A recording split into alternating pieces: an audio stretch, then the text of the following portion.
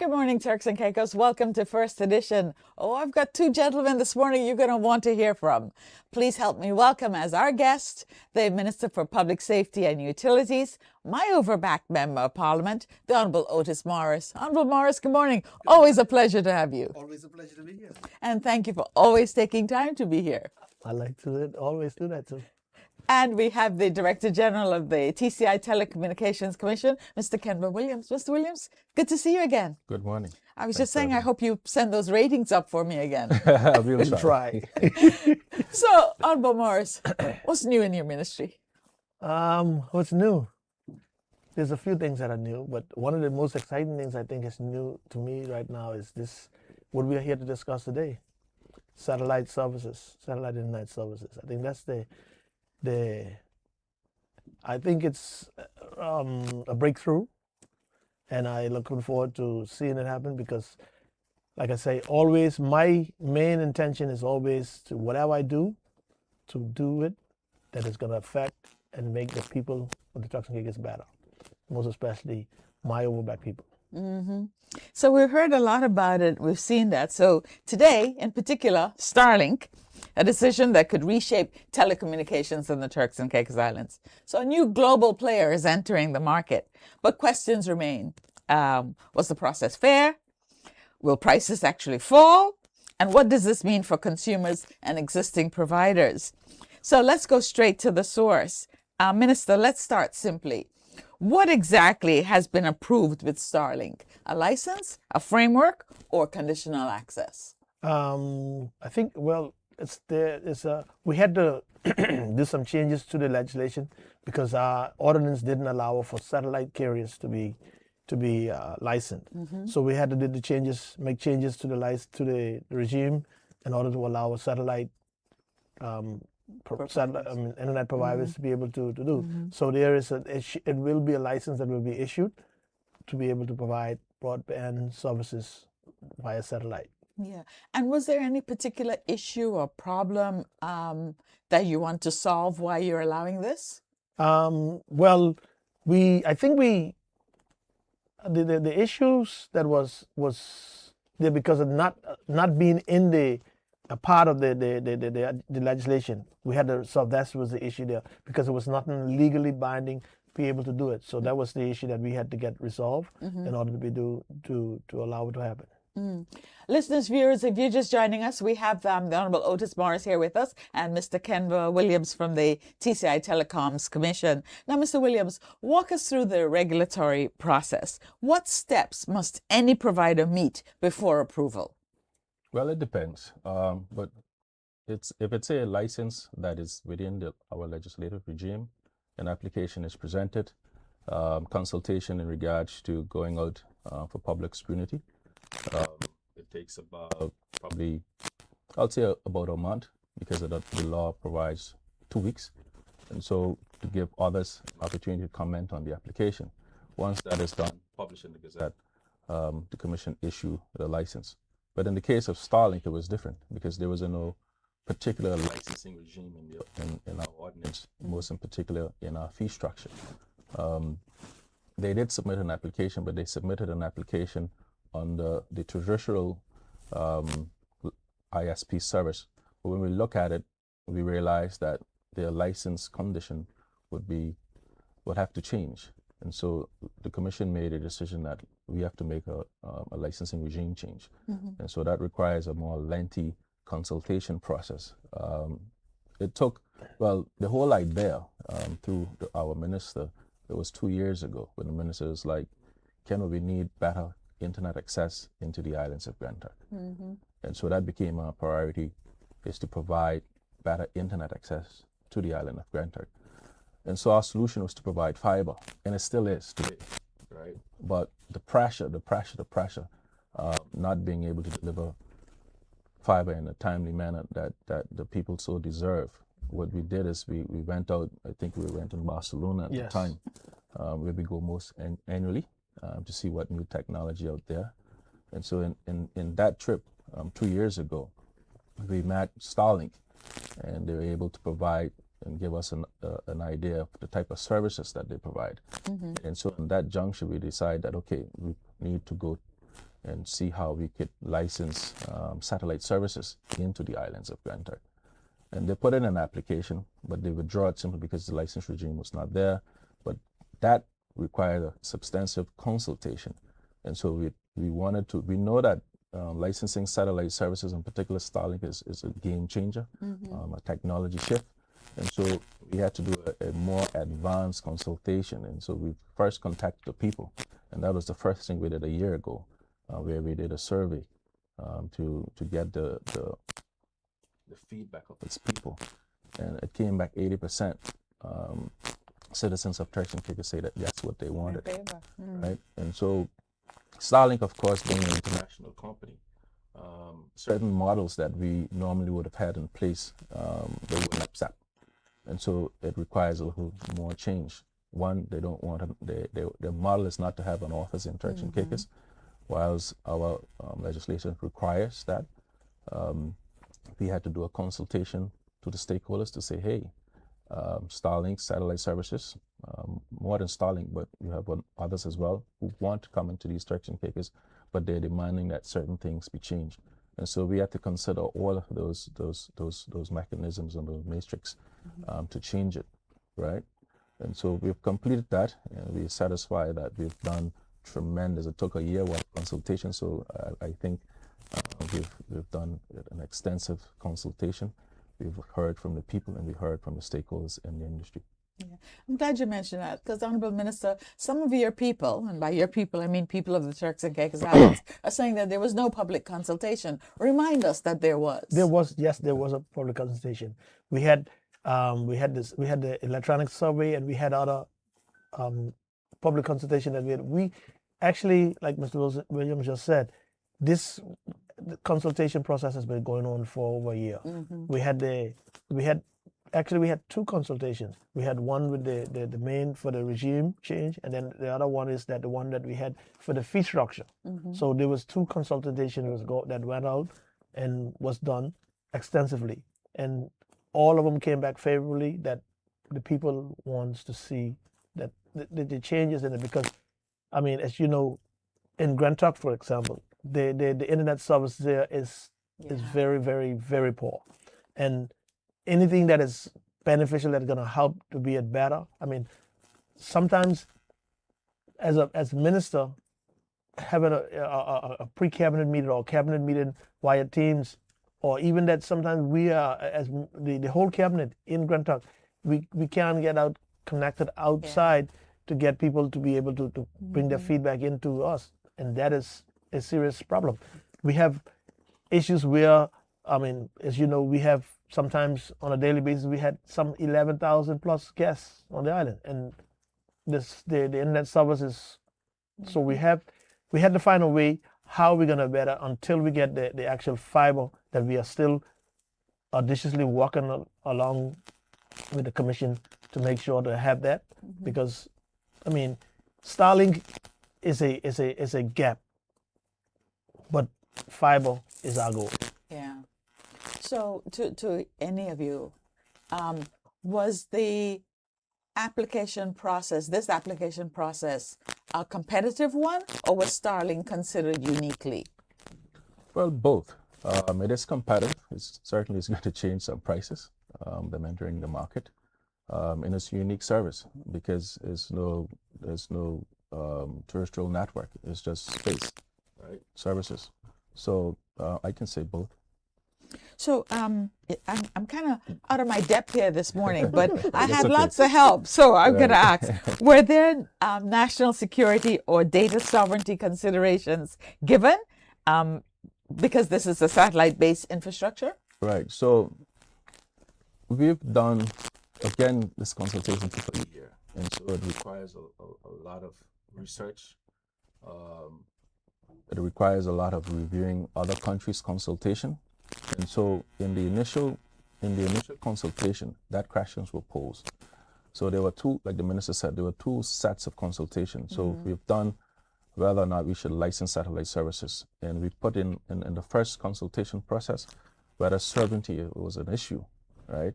And so that came back favorably.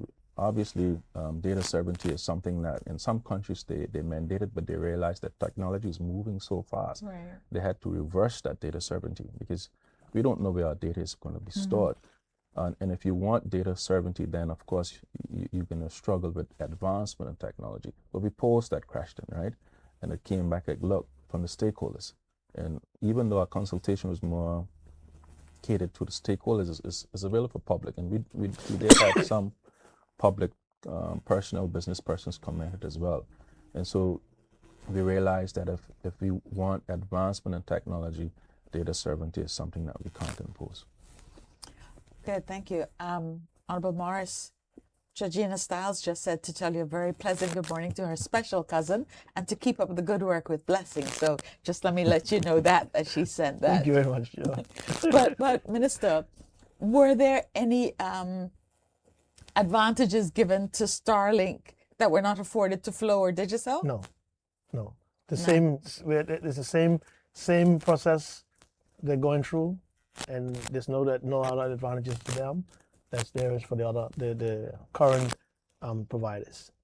Are there any conditions attached to this license? Yes, and so there is. And again, that was a part of the consultation, the last phase of it, to consult on the fees and the condition. And so we published what the draft license will look like for the other stakeholders, Flow and Digicel, and other interested parties who want to come into Turks and Caicos to see what the license regime will look like. And so they were able to comment some of the things, the draft licenses and conditions that we submitted. We changed it to capture what others crashed into or had an issue with. Now, Mr. Williams, you mentioned earlier that they won't have a physical presence in Turks and Caicos. So what safeguards are in place to ensure that this doesn't undermine local infrastructure investments already made? Right, so what we have done, well, the telecommunication has a lot of power, so to speak. Our legislative give us a lot of things to do. And so in our decision, we've indicated that we're going to do continuous regulatory review, right? And so there are safeguards. We can put price cap if we realize that Starlink, for example, is undermining the terrestrial operation. We can put price cap. So we could do a lot of regulatory measures to ensure that there's no anti-competitive issues going on. Yeah, and Minister, when you go to bed at night, do you feel that this is the solution for your people, or a solution? I feel it is a solution. Like I say earlier on, it's a gap. It's fill a gap that is a void that is now there. It is. But the main goal, and like I say, we are continually working to get the fiber link into Grand Turk, and also to get the fiber link into Grand Turk, but to get each and every one of the inhabited islands connected fiber. That we are going to create a fiber ring around the whole Turks and Caicos Island, so that communications will be there. In the event that we lose communication outside, we'll still have communication within our territory. And can you tell Turks and Caicos now, if one of our current providers wanted to deploy the same satellite services, would they be treated the same way? They can be treated the same way. The market is an open market, and if they want to go to satellite, then they can make the same application, and the same process would go through. Mr. Williams, how do you ensure regulatory neutrality when a global giant enters a small market? Again, with continuous regulatory review, look at what they're doing, look at the market, hear from the stakeholders. So we'll have consistent meetings with the existing terrestrial operators, Flow and Digicel, to see how their market going. We look at their financial books so we can see whether or not they're dipping or not. We hear from the consumers. So, like I say, if something is not going the way we want it to, we'll make some legislative change or issue some policy to counteract. Were there any pricing or service obligations imposed on Starlink? No, not at this point. We believe in open market. We believe in competitiveness. And so we know Starlink has the capability of reducing their price extremely low. We have some fees and mines that they probably arrange that they probably will issue. And so we'll test it. I think they can go as low as $50-$45 a month. That's very interesting, and we'll be watching that. And it creates innovativeness. I could remember just spinning off a bit when the matter of WhatsApp was trending, right? At that time was Viber, and there was a question posed to the commission. What are you going to do? WhatsApp is killing our business. This was from the stakeholders, and we had months discussing this, what to do, and we said no, let the market dictates, right? And we could have allowed the service providers to block it, and our mandate was no. They're paying for a service. WhatsApp isn't over the top, and so they're paying for data, and so allow them to have it, right? And so what the stakeholders were able to do, the service providers, they were able to change their business model, right, and capitalize now on WhatsApp. And so because of good regulatory practice and monitoring what's happening, we are blessed to have WhatsApp today, right? And then that caused the international rate to drop significantly to zero. The roaming rates, where perhaps the service providers were capitalizing on, wasn't much percentage being cascaded down to government, right? And so technology creates innovativeness.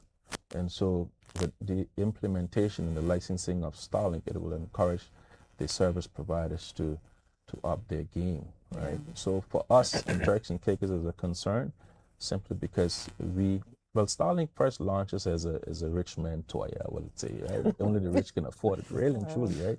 Because it's expensive. So we are used to paying $100 and something for internet. If you go into the Caribbean region, as close as the Bahamas, they're paying $14. You understand that? So only the rich could afford satellite services. But Turks and Caicos is different simply because we are a customer paying more than $100 a month. And so let's test the market to see how low we can go. And if the service providers scream and we realize that they're pulling out, because we need them. We need the service providers because they have the local infrastructure.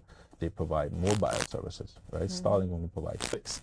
And so we're not going to be in our home 24/7. We want to be on the road, and it creates it's an expense for the service providers to carry services, particular not only in Provo, but it's mandated that they're able to provide service all the way to Grand Turk, where we know there's no rate of return. So someone have to carry it, right? And so we watch it to see when they scream. If they start to scream, we look at their books. They're not just going to scream, but we'll look at their financials and their audited financials to see whether or not they're making money or they're losing tremendously. And like I said, it looks like we're going to cause them to not be able to operate. Then we'll tell Starlink service providers, the satellite service providers, no, you need to adjust your rates. Right. And Mr. Williams mentioned, this free market. So does this decision signal a shift toward liberalizing the telecoms market even further? Technology will dictate, and I think that technology has made it that the telecommunications market has been more liberalized and will continue to liberalize. As we sit here, since we started this, there's some changes in technology already out there that we have to now catch up onto.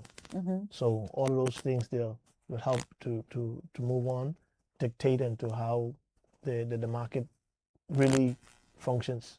Yeah, and we keep talking about the market. Are we expecting immediate competition, or will this take time? Is it going to be a gradual thing? No, I think it's going to be immediate. I think Really? based on the cries of the people, I get quite often, why are we taking so long to launch Starlink services, right? So I think it's going to be an immediate effect. A lot of persons probably already ordered their boxes to launch. So I don't see gradual. I think it's an immediate effect, almost immediately, and particularly in the islands of Grand Turk, North, Middle, and South. Yeah, you mentioned this being a rich man's service. So how do you prevent market dominance by a global player with such deep resources? So like I said, we've done that, and that's what took so long, because we wanted to see what's happening within the market. It's really new. a lot of our Caribbean brothers and sisters issued a blanket license, but we decided not to, simply because there's too much unknowns. They have the capability, and one of the key decisions that we've made is D2D services. So what means direct to device, right? Which gives the satellite service providers to communicate directly to your handset. So you could roam now. You don't need to be fixed with a dish on your roof. And so that technology is coming. The International Telecommunication Union is reviewing it, and hopefully they have a decision in 2027 as to how to treat services like that. And so what we've done, we stated that this D2D services is not going to be allowed unless you partner with a local service provider. So I have a question from a viewer. It says, will changing the law to accommodate Starlink set a precedent that when another developer in any market comes in and doesn't want a local partner, he or she can reference this case? No. So you're not setting a precedent with this? No, it's not. The law is pretty clear. It puts the discretion on the minister to decide. And so we look at case by case. If it's because you give it to one, it doesn't mean you give it to the other. Right? It's Starlink services and satellite services is just to fill a gap. And the gap is to provide services to the other islands, quality services to the other islands that the local service providers can't. Yeah. Some of our technical experts wanted me to ask, will Starlink be required to contribute to the Universal Service Fund? Yes. Yes, if one is established. Once it's established, Yeah. we actually have a paper that's on its way to cabinet now to establish or reestablish or make function in the Universal Service Fund. And yes, if and when it comes into effect, Starlink is willing and they are ready to contribute to that because they see it as a thing that beneficial to the people who that actually using the services. And sorry, go ahead.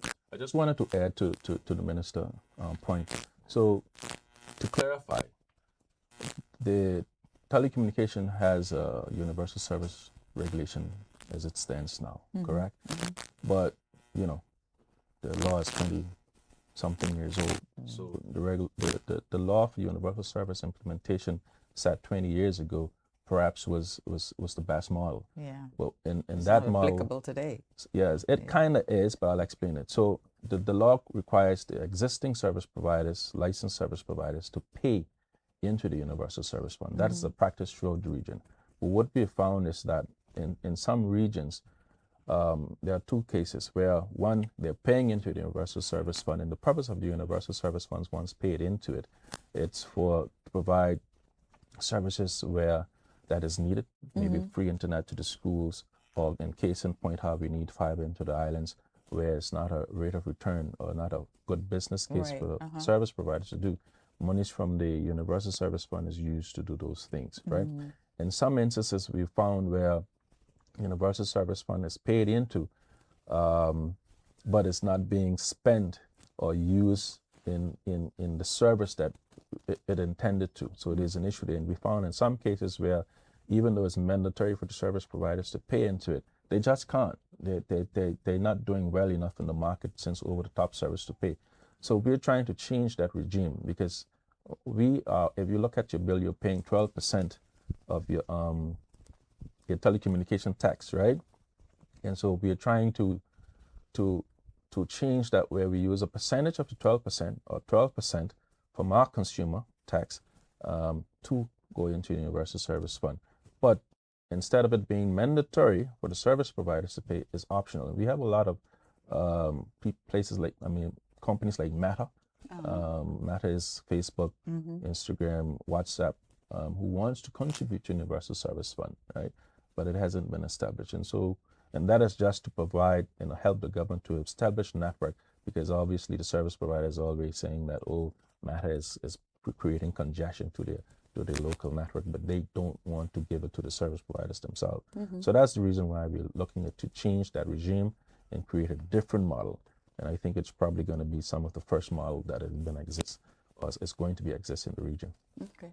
So let me ask a future question to both you and the Minister. Minister and Mr. Williams, have you given any thought then, if and when the Universal Service Fund is reestablished, will Starlink pay same cost and regulatory fees as the local providers? Well, not the Universal Service Fund. So, like I say, if the regime changed the way we want it, consumers going to pay into it, but they can pay into it. So if they see there's a need, for example, they'll say, well, Canva, look, I think we need to provide service at X places. They'll say, well, hey, I can give $5 million to the Universal Service Fund. So it's not mandatory, it's more of a gift, so to speak. So, Minister, what does the public really gain from all this? What does the public really gain from this? I think that, I mean, like I say, the service, most especially in the islands of Grand Turk, Salt Key, South, Middle, North, where the internet is not as stable as it is, get better service, and even here in Provo, the service are pretty weak here in Provo too. But we are more concerned about those islands that are very weak and trying to get it. So the better connection, better service to the internet service that we're not getting now. Some of my very close supporters in Grand Turk, like, why didn't you do this long time ago? Why did you that?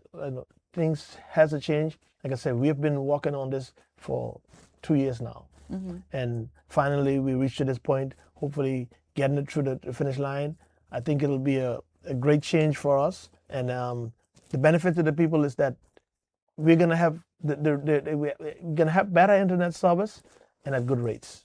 And that is what it is, that is going to benefit and make the life easier and better for the people, because without the people being there, the hardship is that my job is not being completed in the right way. Yeah. Now, I read somewhere yesterday that Starlink can also assist or help strengthen resilience in emergency communications. So, but in my limited technical mind, I'm thinking it's cloud-based. So if it's cloudy or rainy, how does that happen? Well, that's the one of the down points for satellite services. If it's cloudy, but I'm told that even though when it's overcast, it's the service is still good, right? But that is why you have traditional networks. So if it's cloud, we're not going to rely on satellite services 100%. I would not recommend that at all, right? So it's more designed. The model was to assist in provide redundancy, right, in emergency services. But that was when they designed it. But their design is so good, and they realize that the quality of service is so superb. They start to venture off into different markets providing the services. But ideally, it was just for emergency cases. Yeah. And Minister, this question was sent to me yesterday, and it says, will government services, schools, clinics, border control benefit from this technology? Because the internet is used a lot for educational purposes. So will we see a decrease or elimination of duty on devices? I think the duty right now is pretty minimal on these devices. And I think that if in the event that comes, then government might consider giving some break to citizens be able to get it. But the duty right now for these is very minimal. So I don't think the cost. We're not going to create anything, or we're not going to do anything that is going to create more cost for the people. Or whatever it is that is beneficial and that it is going to make life easier, we're going to walk on that line to make sure that is so. I will work with my colleagues to make sure that the best is being done for the citizenry, the people. We've been working on this for so long, and I think that now that it is, I mean, I'm sitting here and my phone is going off with so much stuff that people want to make haste. We want to do. That is what they're saying out there. We know that the it might not be as perfect as it is as we want it to be, but I think that the service is solid and it's much more in the area beneficial in any which way we go. Yeah. And what sort of timeline are we looking at for Starlink to become fully operational in TCI? Mr. Williams, I think that will be. It all depends on. Once we get the license signed and everything, I think it'll be most. I think it'll be pretty quick. Right. So as it stands now, decision has been issued. The commission, we've concluded our consultation, and so we had to create a new category in the fee structure. We've since sent that request to cabinet, to my minister, to seek cabinet approval so it can be updated into legislation. And so I believe the minister is acting actively because he just got it yesterday. Hopefully he can present that cabinet paper to cabinet this week, and if it's approved, the fees becomes approved. Because what happens is a regulatory change. It doesn't have to go to the House, right? Acts go to the House, but this is a regulation, a change in cabinet. So if cabinet approved the recommended fees to be updated in the fee structure regulation this week, it's up now to AG now to make the change in the ordinance and then publish it in the Gazette. So it can go fairly quickly, but it's out of our control. So it depends on the cabinet timetable as well as the AG's chambers. If it's accepted, make the change in the law. And for how anxious the minister sounds, it looks like we could see this real soon. Yes. Yes. That's the intention. So once Starlink becomes operational, what kind of regulatory monitoring can we expect? So we look at financial statements, a lot of it. We look at complaints.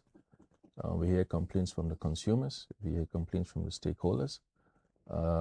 How they are working with the government, whether or not they're paying their taxes in which they're supposed to, and so forth like that. And we monitor what's happening around the region. But most and particularly, we are more concerned, like we haven't issued the D2D services yet, but we're waiting to see what the International Telecommunication Union is going to do, because that's on the table. They ensured part of the consultation.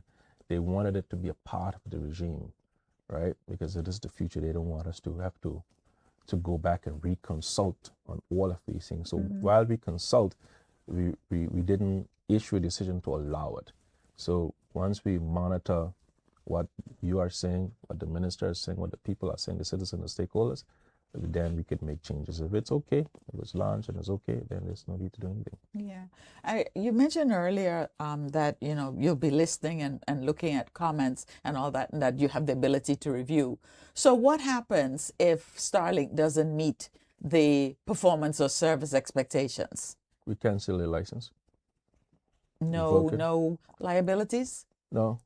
The liability is if you don't confirm it. So the law is very, intense, very involved, and as well as the license and the terms and conditions within the license is clear. And so if they are not meeting if they're not meeting our terms, then we give them an opportunity to correct. And if they don't, we just cancel the license. We talked a lot about them not having a terrestrial provider. So you've allowed satellite providers to operate without a local office. So if a consumer in TCI has a serious issue, who is exactly accountable on the ground? Us as the regulator. So the process is, right, with all, the same as the local service providers as well. When you call and make a complaint, whether it's 611 to Flow, I don't even know what the number for Digicel at this point, you're talking to someone not here in Providenciales, right? You're talking to someone overseas, because that's where call centers are. Right. And so for Starlink, you'll be doing the same. So they have an online portal where you could file your complaint, or to voice a complaint, or to call.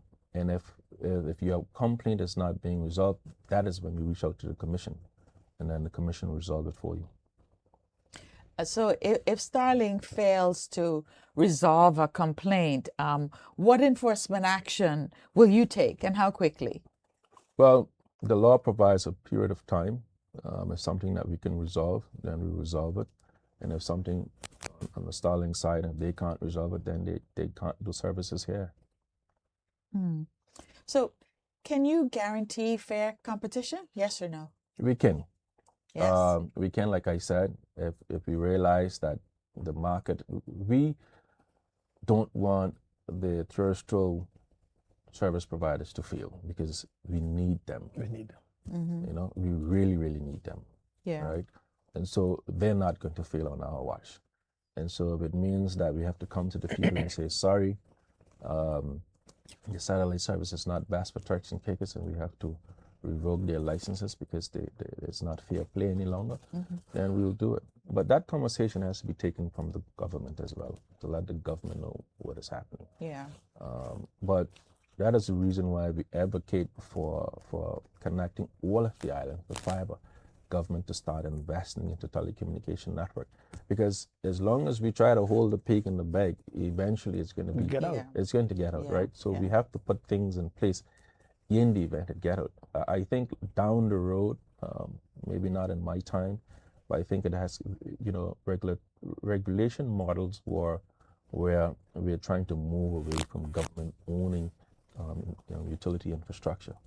But in my expertise, I can see it happening down the road, because the only person that can compete with these global entities really and truly is government, partnering with them. That's just the future of it. It's probably going to be one telecommunication provider in the world, and like I said, it may not be in my time, but it's coming. And so we have to start making strides to position ourselves in the event of that happening, and that is owning the infrastructure, right? And leasing the service, so to speak. Yeah. So, Minister, would you say that this is the beginning, perhaps, of non-traditional telecoms entering our market? Yes, I think so. There's the beginning. So we can expect more. We can expect more because, if I can say, Starlink is one player, but we have other. We have like it's Viasat, Amazon, and what's the other one? Global Star. They're all out there. They were also a part of the consultation on moving forward with this. So this is the start. We don't know where we go. And like I say, the market is open. So whatever is going to make the service and make the people better for the people, we are willing to walk along with whoever it is to try to make it the best. Yeah. You want to say something? Yeah, I just wanted to say, you know, there's one thing that I like about the satellite service, in particular Starlink, is we like U.S. content, right?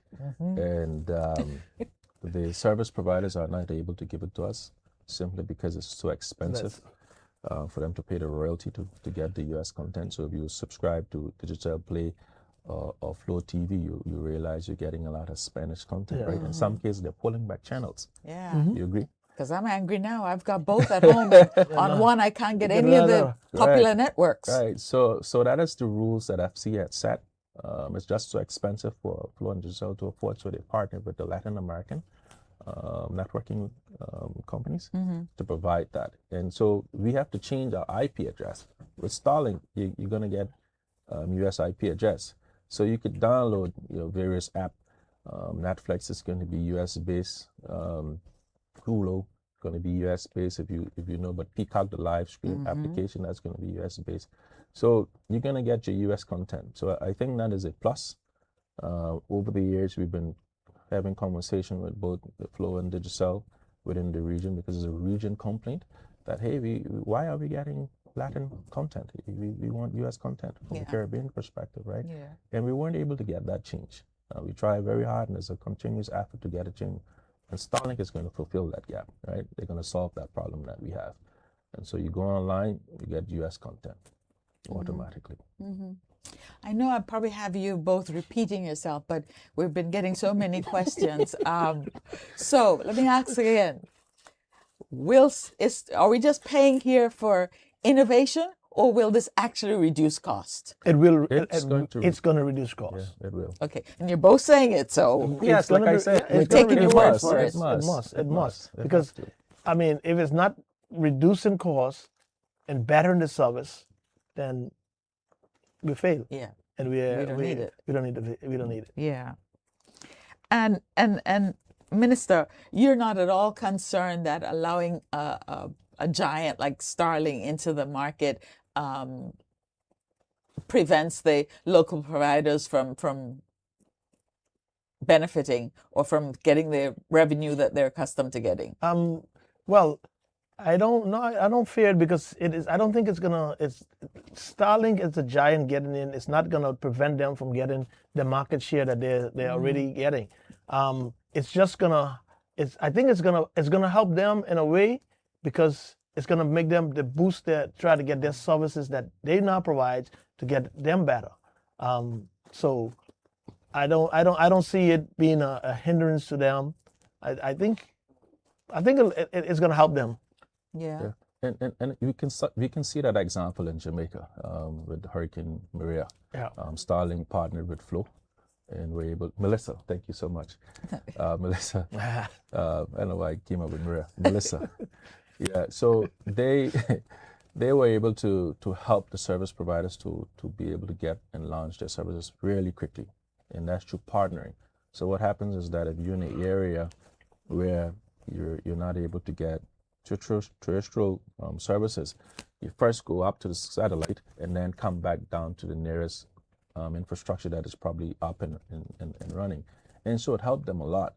And so in the consultation, you will see there wasn't a lot of rejection opposed to Starlink entering the market. So obviously they see it as a positive mechanism for them.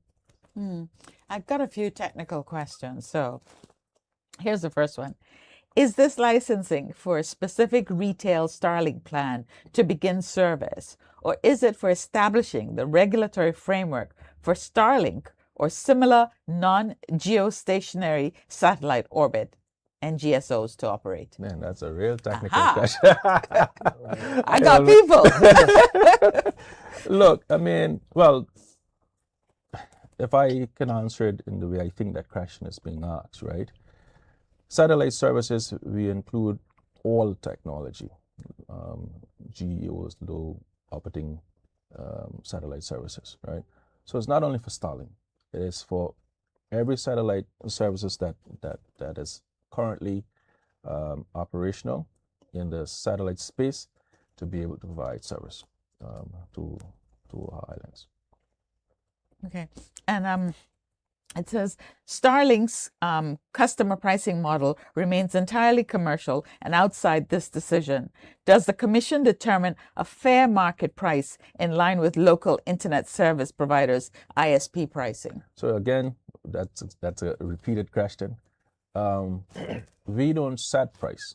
The service providers set their price. We don't set price for Flow nor Digicel. We let the market dictate what the price should be, right?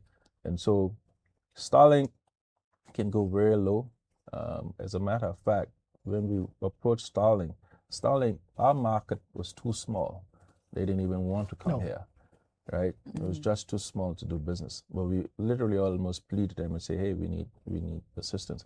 But they're more focused on to be able to provide services to yachts, to be able to provide service to boats and cruise ships passing through our territory. So they want complete coverages, airlines and so forth who are in the space. When you go on the plane, you realize you get internet throughout the world, and that is because of satellite services.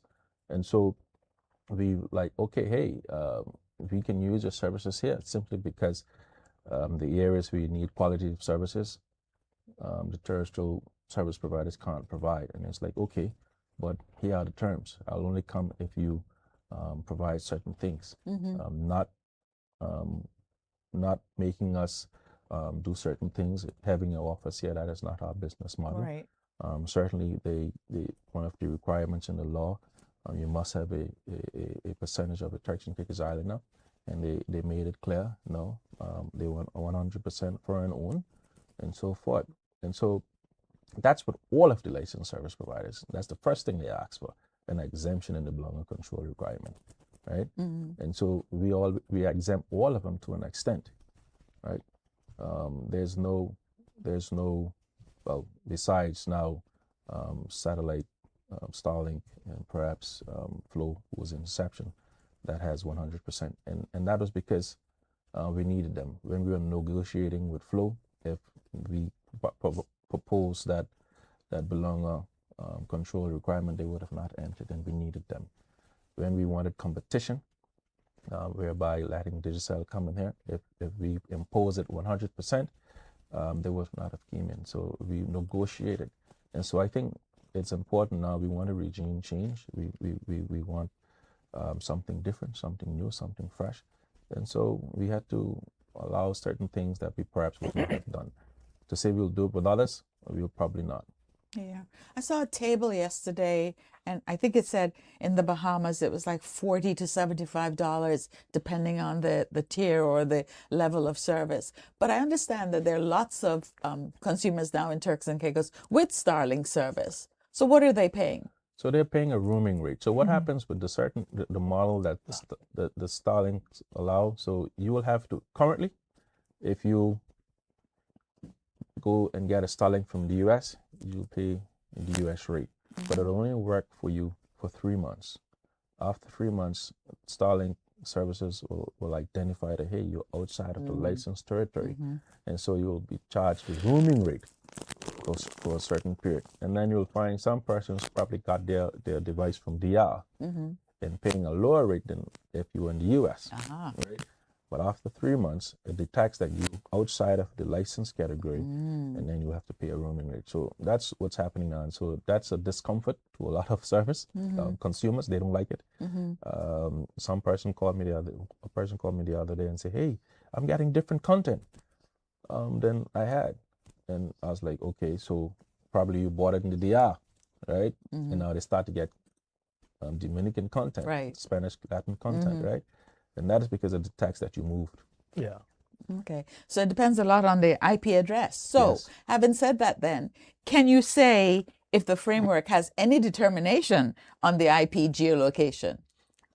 Well, if you're here and it's licensed here, it'll always detect that you you're in Turks and Caicos. So you'll get the content that is being allowed in Turks and Caicos in the rate, right? But the persons who are coming outside of the country and bringing it as a backpack, if they license, They get a roaming rate. they'll get the roaming rate, and then they'll be subject to Turks and Caicos rate, and pay that. When you go to pay again to update your device, they'll then pay a tax. For example, you're in Turks and Caicos now.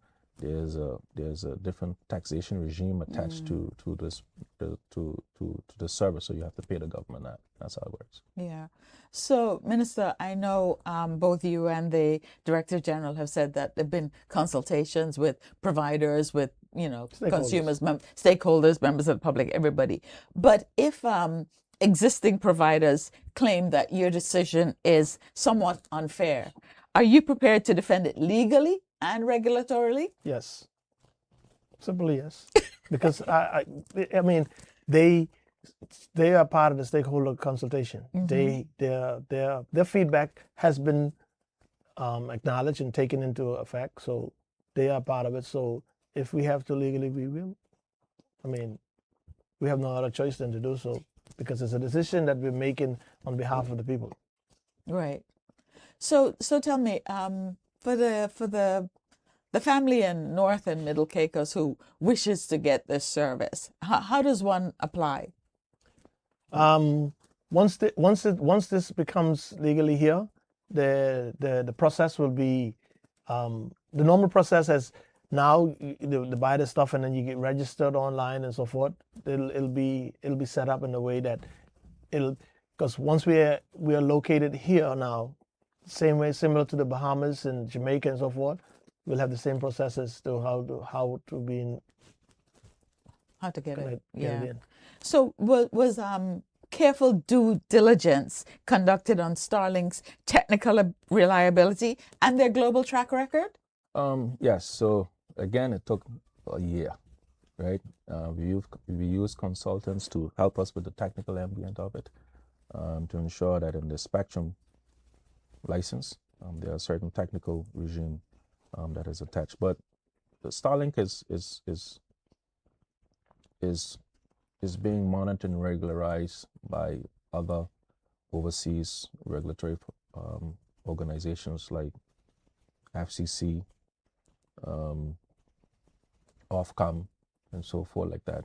And so we'll continue to speak with those experts to see what they're doing and what measure sorry, excuse me, they're putting in place. Thank you.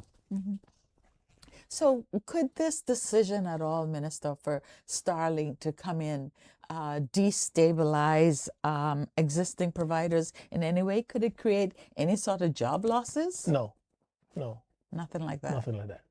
Yeah. What is it that we haven't said about this that we should tell our listeners and viewers? I can't think of anything. I can't think of anything. You know, it was a long. What I can say is we apologize for the long wait, right? But it was not easy.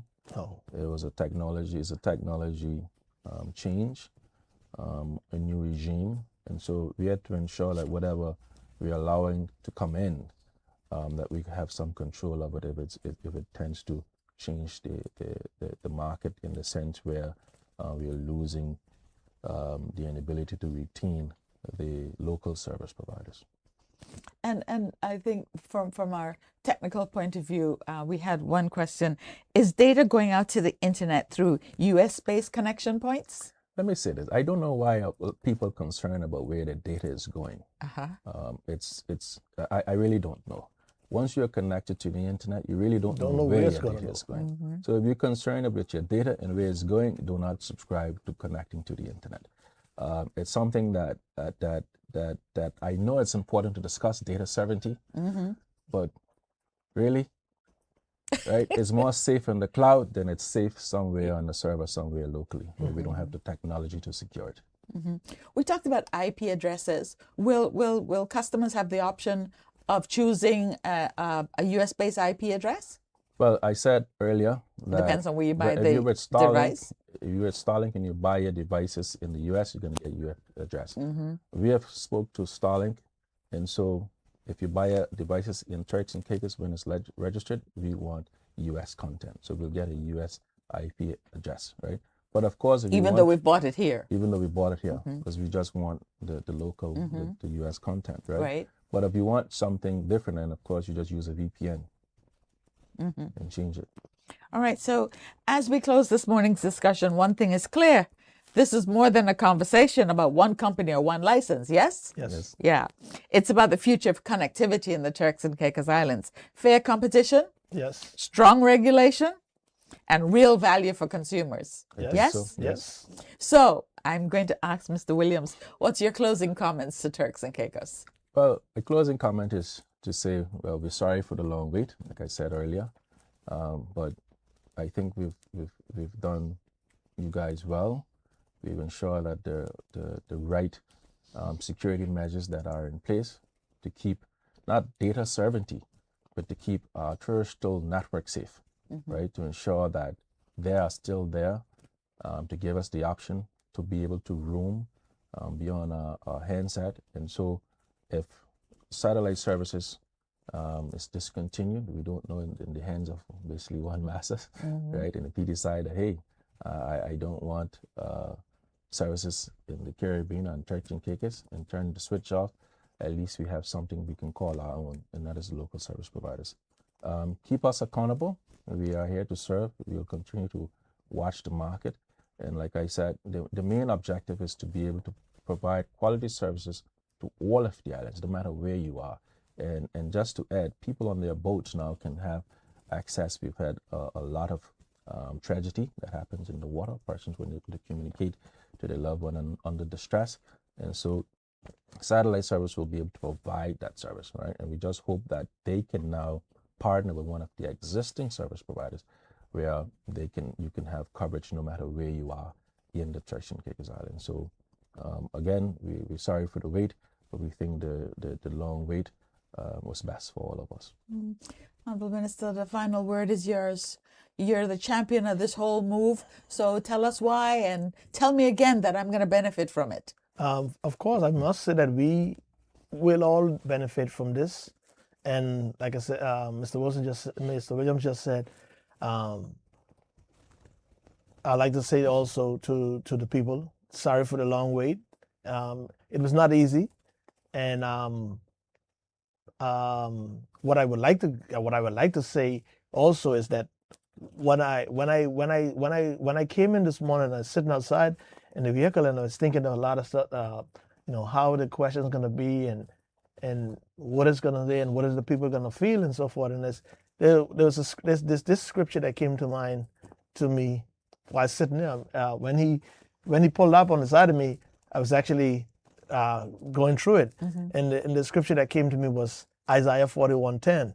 It says, fear thou not, for I am with thee. Be not dismayed, for I am thy God. I will strengthen thee, I will help thee, yeah, I will hold thee with my right hand of righteousness. And, saying that, it says that I don't fear that the decision that we have taken to introduce the satellite network into the market is something that we should be fear of. It is something that is going to benefit the people, and is that going to do much more than give the reach that we my people, my OBBs and OBGs, and the Grand Truck people, Salkakers, they give the reach that we always longing for, to be able to have that same opportunity to be able to reach out to our families that are outside, and sometimes we can't do it in the delay. Yeah. So I don't see it, and I think that we will benefit, like you say, we will benefit, and we'll see the benefits, and hopefully once it goes through the last process that we're now going to cabinet, once it comes out, and we should see it as quickly as possible, because like I said, I'm going to push hard as possible to see that it gets out, so that by when the government financial year rolls in, this rolls in with it, and that people will see that, hey, it was worth the while. Yeah. So, listeners, viewers, they heard it from the minister himself and the Director General of the TCI Telecommunications Commission. Better service, greater access, and real value for consumers. That's the standard and the expectation. Yeah, That's right. that's right.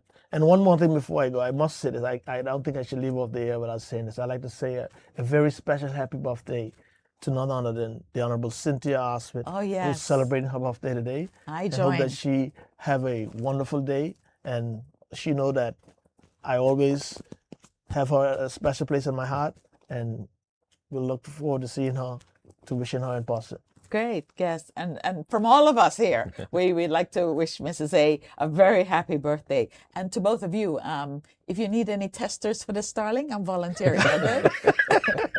This has been First Edition. We'll see you next week. Thank you.